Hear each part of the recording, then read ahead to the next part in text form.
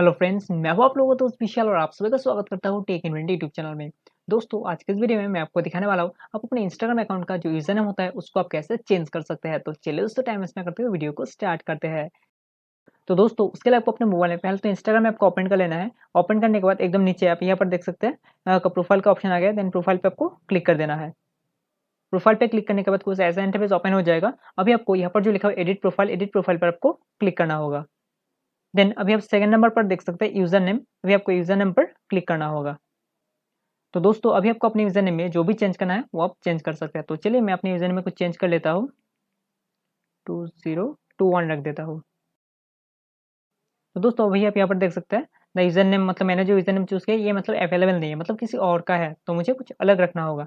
तो अगर आपके साथ भी कुछ ऐसा होता है, मतलब जो आपका यूजर नेम है जो आप रखना चाहते हैं वो अवेलेबल नहीं है, तो आपको भी कुछ अलग रखना होगा, कुछ डिफरेंट रखना होगा। ठीक है, तो मैं फिर से अपने यूजर नेम में कुछ चेंज कर लेता हूँ।